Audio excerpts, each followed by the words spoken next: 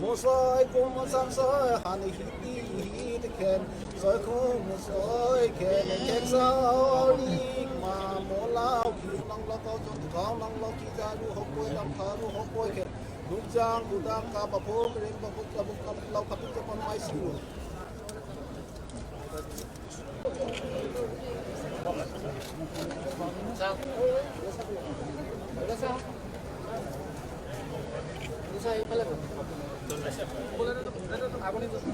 Among Mosoi can man of Mosoi can man of Mosoi can then demand the hug down Mosoi comes and so high. Din ban can die, din with the money, one with the hand they give up, side up, high up, till go down to south, so on, hell hit the hit can so come so. Rather along the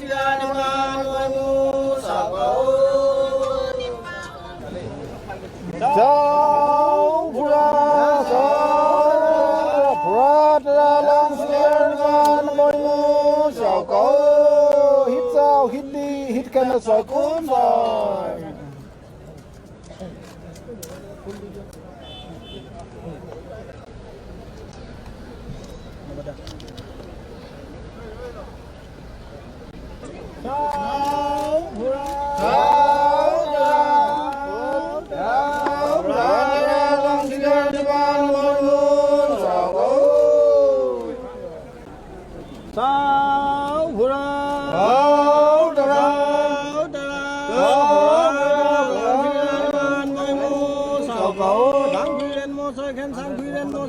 Then demand the hug down most of whom and so Rather long the ban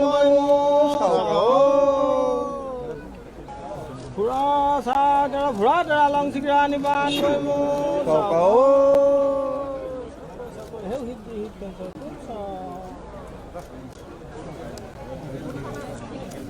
জ্ঞাপন কৰিছো আমি আগবাঢ়িছো আজি অনুষ্ঠানৰ অন্যতম গুৰুত্বপূৰ্ণ মুহূৰ্তটিলে এই বঁটাটি প্ৰদান কৰিবৰ বাবে মাননীয় মুখ্যমন্ত্ৰী শ্ৰদ্ধাৰ সৰ্বানন্দ সোণোৱাল মহোদয়ক অনুৰোধ জনাইছো অসমৰ সাহিত্য জগতৰ উজ্জ্বল নক্ষত্ৰ শ্ৰীযুত য়েছে দৰ্জে থংচি মহোদয়ক এয়া 2020 বৰ্ষৰ চুকাফা বঁটা প্ৰদান কৰিছে অসমৰ সন্মানীয় মুখ্যমন্ত্ৰী শ্ৰদ্ধাৰ সৰ্বানন্দ সোণোৱাল মহোদয়ে এখনি ফুলাম গামোচা সাবকন এখনি খফুৰা হেংদাং প্ৰশস্তি পত্ৰ আৰু 3 লাখ টকাৰ চেক প্ৰদান কৰা হৈছে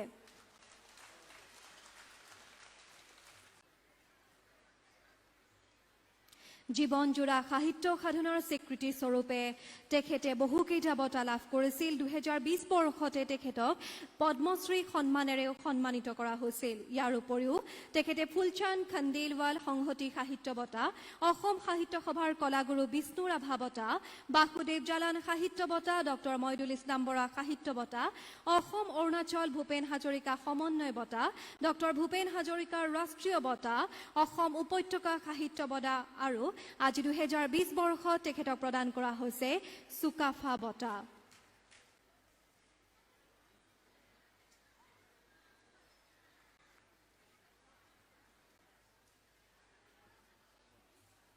ধেমেচি অঞ্চলত আজি স্বৰ্গদেউ চাওলুং চুকাফা দিৱস আয়োজন কৰা হৈছে এই অঞ্চলৰ এটা শক্তিশালী ইতিহাস আছে যে আহোম স্বৰ্গদেউসকলে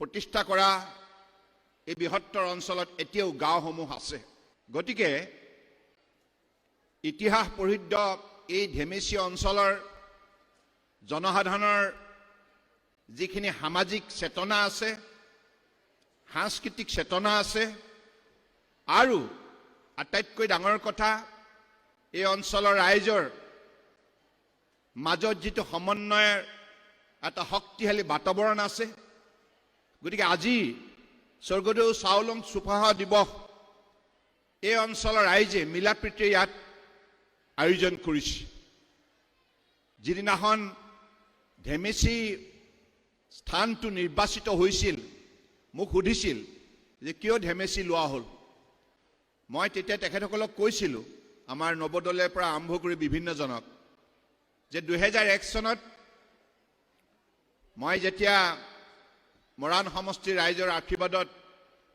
প্ৰথমবাৰৰ বাবে জনপ্ৰতিনিধি হিচাপে স্বীকৃতি বুটলি অসম বিধানসভাৰ মজিয়াত প্ৰৱেশ কৰাৰ সুযোগ লাভ কৰিছিলোঁ সেই সময়তে এই অঞ্চলৰ ভিতৰুৱা ঠাইলৈ যেতিয়া যোৱাৰ সৌভাগ্য হৈছিল আৰু বহু বিশিষ্ট ব্যক্তিৰ মুখেৰে এই বৃহত্তৰ অঞ্চলটোৰ ইতিহাস মই জানিবলৈ সক্ষম হৈছিলোঁ।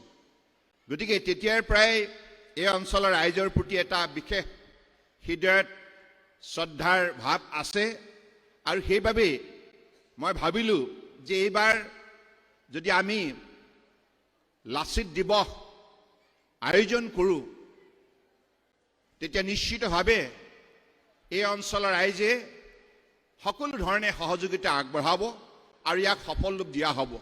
কিন্তু পৰৱৰ্তী সময়ত কিয় সেইটো সম্ভৱ হৈ নুঠিল আৰু আজি ইয়াৰ লাচিত দিৱসৰ পৰিৱৰ্তে আজি চুকাফা দিৱস আয়োজন কৰা হ'ল, অসম দিৱস আয়োজন কৰা হ'ল। এই গোটেই কথাখিনি উপৰোক্ত বক্তাসকলে কৈছে। যাই কি নহওক, পৰম শ্ৰদ্ধা ৰাইজ, আপোনালোকে গোটেই অনুষ্ঠানটো যিমান সুন্দৰভাৱে আয়োজন কৰিলে তাৰ বাবে মই পোনপ্ৰথমে ধেমেচিৰ লগতে চুবুৰীয়া থাওৰা মাহমৰা এই সকলো মৰাণ সমষ্টিৰ ৰাইজক আন্তৰিকতাৰে শ্ৰদ্ধা আৰু কৃতজ্ঞতা জ্ঞাপন কৰিছোঁ। আমি স্বৰ্গদেউ চাওলুং চুকাফা দিৱস আয়োজন কৰিছোঁ। এই অসম দিৱসৰ যোগেদি আমি সংকল্প ল'ব লাগিব, কাৰণ ত্ৰয়োদশ শতিকাতে যিগৰাকী মহান ব্যক্তিয়ে অসমীয়া জাতিক সকলো দিশৰ পৰা শক্তিশালী কৰাৰ যাত্ৰা আৰম্ভ কৰিছিল সমন্বয়ৰ জৰিয়তে, সাম্য মৈত্ৰীৰ ধ্যান ধাৰণাৰে। গতিকে সেইগৰাকী মহান ব্যক্তিক আমি আজি স্মৃতিচাৰণ কৰিছোঁ। লগতে তেখেতৰ আদৰ্শৰে অসমখনক কেৱল ভাৰতবৰ্ষৰ বুকুতেই নহয়, দক্ষিণ পূব এছিয়াৰ সমন্বয় ক্ষেত্ৰ হিচাপে গঢ় দিয়াৰ আমি লক্ষ্য স্থিৰ কৰাৰ সংকল্প লৈছোঁ। কাৰণ স্বৰ্গদেউ চাওলুং চুকাফাই ইউনিয়ন প্ৰভিজনৰ পৰা যেতিয়া অসমলৈ আহিছিল, মোক আমাৰ বুৰঞ্জীবিদ বিশিষ্ট পণ্ডিত ব্যক্তি দয়ানন্দ বুঢ়াগোহাঁই ডাঙৰীয়াই এদিন তেখেতে স্বৰ্গদেউ চাওলুং চুকাফাৰ যাত্ৰাৰ কাহিনীৰ কথা মোৰ আগত কৈ আছিল আৰু তেতিয়া তেখেতে কৈছিল প্ৰায় 14,000 কিলোমিটাৰ তেখেতে অতিক্ৰম কৰি অসমৰ পাটকাই পৰ্বতমালা পাৰ হৈ অসমত পদাৰ্পণ কৰিছিল আৰু লগত সেই সময়ত আছিল লগত 9,000 গৰাকী তেখেতৰ সতীৰ্থ। গতিকে সেই যিটো যাত্ৰা ইউনিয়ন প্ৰভিজনৰ পৰা আৰম্ভ কৰিছিল, সেই যাত্ৰাৰ কালত বিভিন্ন সময়ত বিভিন্ন প্ৰত্যাহ্বান তেখেতে যেনেধৰণে যোগ্যতাৰে প্ৰত্যুত্তৰ দি অসমত পদাৰ্পণ কৰিছিল, সেই যাত্ৰাৰ পথছোৱাৰ কথা আৰু সেই সময়বিলাকৰ কথা, সেই মুহূৰ্তৰ কথা, সেই প্ৰত্যাহ্বানৰ কথাবিলাক আমি অধ্যয়ন কৰা অত্যন্ত দৰকাৰী। কাৰণ এগৰাকী ব্যক্তিয়ে একেবাৰে অচিনাকি স্থানত পদাৰ্পণ কৰি এই স্থানত বসবাস কৰা বিভিন্ন জাতি জনগোষ্ঠীৰ হৃদয় জয় কৰি সকলোৰে আস্থা বুটলি এখন বৰ অসম নিৰ্মাণ কৰাৰ যাত্ৰা কোনো যুক্তিতে সহজ কাম হ'ব নোৱাৰে।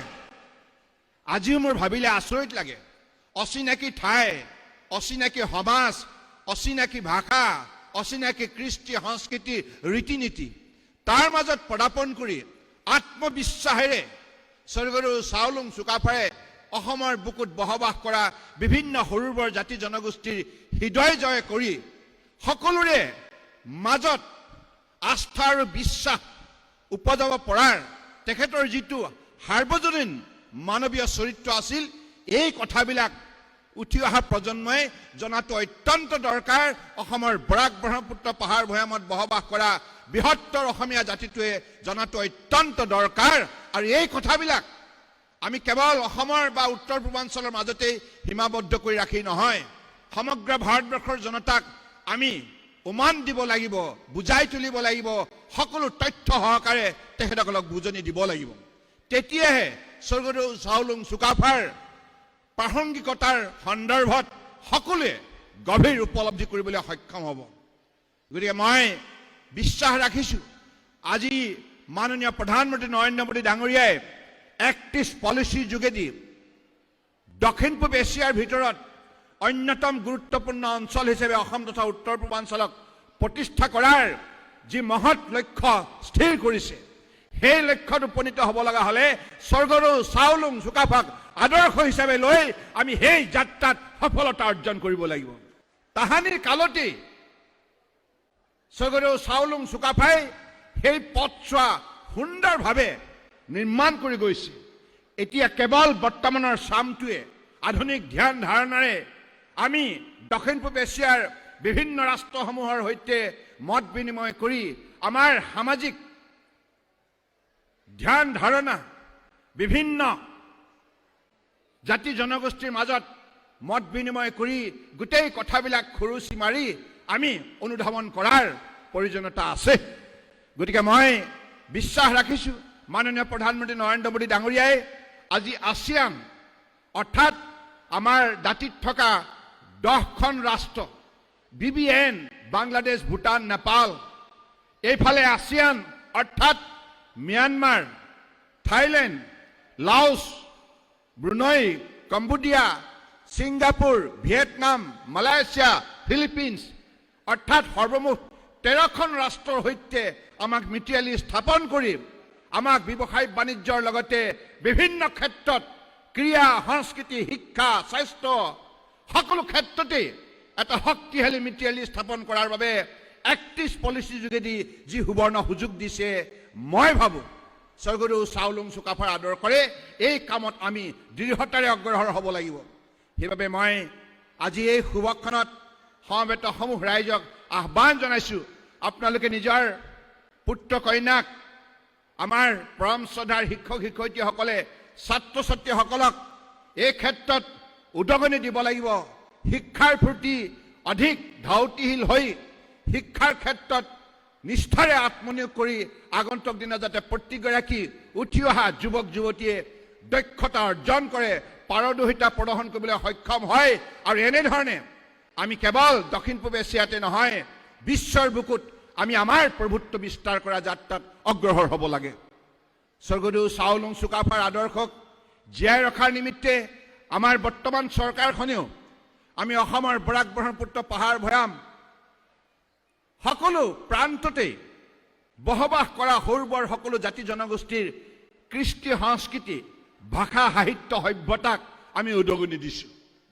বিভিন্ন আঁচনিৰ যোগেদি আমি প্ৰতিটো জাতি জনগোষ্ঠীৰ পৰম্পৰাগত যিবিলাক পদ্ধতি, সামাজিক ব্যৱস্থা, কৃষ্টি সংস্কৃতিৰ যিবিলাক মাংগলিক পৰম্পৰা, এই সকলোবিলাক আজি ৰাজ্যিক পৰ্যায়ত আমি ইয়াক মৰ্যাদা প্ৰদান কৰি সকলো জনগোষ্ঠীক আগুৱাই অনাৰ আমি প্ৰয়াস কৰিছোঁ। কাৰণ স্বৰ্গদেউ চাওলুং চুকাফাক আমি তেখেতৰ যদি প্ৰকৃতাৰ্থত শ্ৰদ্ধাঞ্জলি জনাব লগা হয়, তেখেতক যদি আমাৰ মাজত জীয়াই ৰাখিব লগা হয়, কৰ্মৰ যোগেদিহে, সমন্বয়ৰ যোগেদিহে জাতিটোৰ মাজত তেখেতক জীয়াই ৰাখিব লাগিব। আৰু তেতিয়াহে স্বৰ্গদেউৰ আত্মাই শান্তি লাভ কৰিব। গতিকে সেইবাবে মই বিশ্বাস ৰাখিছোঁ যে আগন্তুক দিনত স্বৰ্গদেউ চাওলুং চুকাফাৰ আদৰ্শৰে আমি অসমৰ বুকুত বসবাস কৰা প্ৰতিটো জাতি জনগোষ্ঠীয়ে মিলাপ্ৰীতিৰে থাকিব লাগিব। আহোম সাম্ৰাজ্যৰ পাতনি মেলা ত্ৰয়োদশ শতিকাতে স্বৰ্গদেউ চাওলুং চুকাফাই কেৱল এবছৰ দুবছৰ নহয়, 600 বছৰ এটা জাতিক ৰাজত্ব কৰাৰ যি শক্তিশালী ভেটি প্ৰদান কৰিলে, আৰু ইয়াক লৈ আজি অসমীয়া জাতি গৌৰৱান্বিত। আজি বিশ্বৰ বুকুত যদি অসমৰ জাতীয় জীৱনৰ ইতিহাস ব্যাখ্যা কৰা হয়, আহোম স্বৰ্গদেউসকলে প্ৰতিষ্ঠা কৰা সেই শক্তিশালী 600 বছৰীয়া ভেটিৰ যিমানবিলাক উল্লেখযোগ্য সফলতা, কৃষ্টি সংস্কৃতি, ভাষা, সাহিত্য আৰু 5000 বছৰীয়া ভাৰতীয় সভ্যতা সংস্কৃতিৰ ক্ষেত্ৰত আহোম স্বৰ্গদেউসকলে যি গুৰুত্বপূৰ্ণ ভূমিকা পালন কৰিছিল, এই গোটেই কথাবিলাক সুন্দৰভাৱে আমাৰ ব্যাখ্যাত প্ৰকাশ পাব। গতিকে সেইবাবে মই বিশ্বাস ৰাখিছোঁ যে আমাৰ আগন্তুক দিনত উঠি অহাৰ প্ৰজন্মই যাতে স্বৰ্গদেউসকলৰ বিষয়ে জানিব পাৰে, তাৰ বাবে বৰ্তমান বিজেপি নেতৃত্বাধীন মিত্ৰজোঁটৰ চৰকাৰখনে, অসম চৰকাৰখনে আমাৰ যোৱা 4.5 বছৰত আমি কেইবাটাও উল্লেখযোগ্য সিদ্ধান্ত লৈছোঁ। আমি 42 গৰাকী আহোম স্বৰ্গদেউ স্মৃতি চিৰযুগমীয়া কৰিবৰ বাবে চৰাইদেউ পাহাৰত আমি তেখেতসকলৰ শক্তিশালী স্মৃতি ক্ষেত্ৰ নিৰ্মাণ কৰা ইতিমধ্যে সিদ্ধান্ত গ্ৰহণ কৰা হৈছে। ইয়াৰ বাবে আৰ্থিক অনুদান প্ৰদান কৰা হৈছে। ইয়াৰ উপৰিও আমি স্বৰ্গদেউ চাওলুং চুকাফাৰ প্ৰতিমূৰ্তি স্থাপন কৰিবৰ বাবে দিছপুৰৰ জনতা ভৱনত আমি এটা ডাঙৰ প্ৰতিমূৰ্তি প্ৰতিষ্ঠা কৰাৰ বাবে সিদ্ধান্ত গ্ৰহণ কৰিছোঁ। ইয়াৰ উপৰিও ডিব্ৰুগড় বিশ্ববিদ্যালয়ত স্বৰ্গদেউ চাওলুং চুকাফাৰ আসন প্ৰতিষ্ঠা কৰা হৈছে। আজি তাৰিখত আমি সকলোৱে এটি কথাক লৈ বিশেষভাৱে গৌৰৱান্বিত হোৱা উচিত যে ভাৰতবৰ্ষৰ 5খন আইকনিক মিউজিয়াম চিটি হিচাপে স্বীকৃতি বুটলিব পৰাৰ ভিতৰত অন্যতম হিচাপে ইতিমধ্যে খিতাপি লাভ কৰিছে শিৱসাগৰ চহৰে। মাননীয় প্ৰধানমন্ত্ৰী ডাঙৰীয়াই ভাৰতবৰ্ষৰ 5খন মহানগৰ, যিকেইখন মহানগৰত বিভিন্ন সময়ত বিভিন্ন শতিকাৰ উল্লেখযোগ্য ঐতিহ্য, ভাস্কৰ্য, শিল্পকলা, বিভিন্ন ধৰণৰ ৰজা মহাৰজাৰ উল্লেখযোগ্য অৱদান, সেইবিলাকৰ ভিত্তিত 5খন ভাৰতবৰ্ষৰ চহৰক আইকনিক মিউজিয়াম চিটি হিচাপে ঘোষণা কৰিছে। তাৰ ভিতৰত আহোম স্বৰ্গদেউসকলে প্ৰতিষ্ঠা কৰা সেই উল্লেখযোগ্য শিৱসাগৰক অন্যতম হিচাপে ভাৰত চৰকাৰে ঘোষণা কৰিছে। গতিকে এইবিলাকৰ যোগেদি আমি আগন্তুক দিনত আমাৰ ঐতিহাসিক মৰ্যাদা আগুৱাই নিব লাগিব, আমাৰ স্বাভিমান জীয়াই ৰাখিব লাগিব। অসমীয়া জাতি কোনো যুক্তিতে দুৰ্বল জাতি নহয়, তাহানিও নাছিল, বৰ্তমানো নহয়, ভৱিষ্যতলৈ নহয়। ই সদায় শক্তিশালী জাতি হিচাপে বিশ্বৰ বুকুত মৰ্যাদা সহকাৰে মূৰ দাঙি থিয় হৈ থাকিব। আমাৰ কলা, কৃষ্টি, ভাষা, সাহিত্য, সভ্যতা সকলো শক্তিশালী, ৰীতি নীতি সকলো শক্তিশালী, উন্নত মানদণ্ডৰ পৃথিৱীৰ যিকোনো সভ্যতাৰ লগত ফেৰ মাৰিব পৰা আমাৰ জাতীয় সভ্যতাৰ সেই শক্তি মজুত আছে। স্বৰ্গদেউসকলে প্ৰতিষ্ঠা কৰিছে সেই শক্তিশালী ভেটি। গতিকে সেইবাবে উঠি অহা প্ৰজন্মই এই কথাবিলাক জানিব পৰাকৈ বৰ্তমান বিজেপি নেতৃত্বাধীন চৰকাৰখনে এইবিলাক উল্লেখযোগ্য পদক্ষেপ হাতত লৈছে। আৰু আজি বিশেষকৈ মই আৰু এটি কথাত আনন্দিত হৈছোঁ, আমাৰ পৰম শ্ৰদ্ধাৰ ডক্টৰ পুষ্পধৰ গগৈ ডাঙৰীয়াই তেখেতৰ বক্তব্যত যিখিনি কথা কৈছে, বিশেষকৈ জনগোষ্ঠীয় ভাষা সাহিত্য চৰ্চা কৰাৰ ক্ষেত্ৰত চৰকাৰৰ বিশেষভাৱে পদক্ষেপ তেখেতে কামনা কৰিছে। এই ক্ষেত্ৰত নিশ্চিতভাৱে অসম চৰকাৰৰ তৰফৰ পৰা ইতিবাচক দৃষ্টিভংগীৰে গোটেই বিষয়টো আগুৱাই নিয়াৰ প্ৰয়াস কৰা হ'ব। ইয়াৰ উপৰিও আমি যিগৰাকী মহান ব্যক্তিক আজি আমি এই অনুষ্ঠানত আমি 2020 বৰ্ষৰ চুকাফা বঁটা প্ৰদান কৰিছোঁ, বিশিষ্ট সাহিত্যিক ইয়েছে দৰ্জে থংচী ডাঙৰীয়া। পাহাৰ ভৈয়ামৰ মহামিলনৰ প্ৰতীক হিচাপে তেখেত প্ৰতিষ্ঠিত। গতিকে অৰুণাচলত জন্ম হ'লেও অসমীয়া ভাষাক অত্যন্ত শ্ৰদ্ধা সহকাৰে গ্ৰহণ কৰি আমাৰ এই ভাষা সাহিত্য শক্তিশালী কৰাৰ ক্ষেত্ৰত তেখেতৰ যিখিনি উল্লেখযোগ্য অৱদান, এই কথা আমি সকলোৱে আন্তৰিকতাৰে স্বীকাৰ কৰোঁ। আৰু সেইবাবে স্বৰ্গদেউ চাওলুং চুকাফাৰ বঁটাৰে তেখেতক সন্মানিত কৰা হৈছে। আৰু আমাৰ দৃঢ় বিশ্বাস তেখেতে আগন্তুক দিনত আৰু উল্লেখযোগ্য বৰঙণি আগবঢ়াই যাব। জাতিটোৱে সদায় তেখেতৰ ওচৰত কৃতজ্ঞ হৈ থাকিব। গতিকে আজি এই শুভক্ষণত আৰু বেছি দীঘলীয়া বক্তব্য নাৰাখোঁ। মই ইয়াৰ স্থানীয় বিধায়ক চক্ৰধৰ গগৈ ডাঙৰীয়াক বিশেষভাৱে ধন্যবাদ জনাইছোঁ। তেখেতে স্থানীয় ৰাইজৰ সহযোগত এই অনুষ্ঠানটো আয়োজন কৰাত উল্লেখযোগ্য ভূমিকা পালন কৰিছে। লগতে চুবুৰীয়া দুইটা সমষ্টি থাওৰাৰ, কুশল দেউৰী, মাহমৰাৰ আমাৰ মন্ত্ৰী যোগেন মোহন ডাঙৰীয়া সকলোৱে এই অনুষ্ঠানত যথেষ্টখিনি উল্লেখযোগ্য বৰঙণি আগবঢ়াইছে। মই তেখেতসকলকো ধন্যবাদ জনাইছোঁ। আৰু বিশেষকৈ আজি সভাৰ উদ্যোক্তা আমাৰ সাংস্কৃতিক পৰিক্ৰমা বিভাগৰ মন্ত্ৰী নৱকুমাৰ দলে ডাঙৰীয়া আৰু তেখেতৰ অধীনত কাম কৰা অসম চৰকাৰৰ বিষয়া কৰ্মচাৰীসকলক বিশেষভাৱে ধন্যবাদ জনাইছোঁ। ধেমেচি অঞ্চলৰ ৰাইজ মই আপোনালোকক পুনৰবাৰ আপোনালোকৰ শ্ৰীচৰণত মই কোটি কোটি প্ৰণিপাত যাচিছোঁ। মই মৰাণ সমষ্টিৰ ৰাইজক পাহৰিব নোৱাৰোঁ।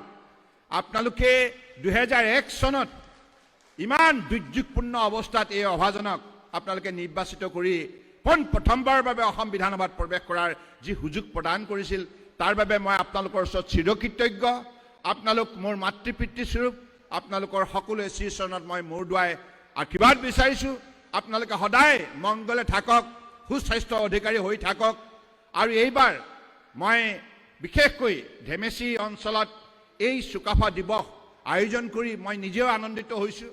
কাৰণ ভৱিষ্যতৰ দিনত আমাৰ লক্ষ্য থাকিব এনেধৰণে গাঁৱৰ ভিতৰুৱা অঞ্চলত আমি স্বৰ্গদেউ চুকাফা দিৱস আয়োজন কৰি আমাৰ প্ৰতিটো প্ৰান্তৰ আমাৰ গাঁৱৰ উঠি অহা ছাত্ৰ ছাত্ৰীসকলে যাতে এইগৰাকী মহান পিতৃপুৰুষক শ্ৰদ্ধাৰে স্মৰণ কৰিব পাৰে আৰু তেখেতৰ জীৱনত যিখিনি উল্লেখযোগ্য বৰঙণি অসমীয়া জাতিলৈ আগবঢ়াই গৈছে এই কথাও অনুধাৱন কৰিব পাৰে।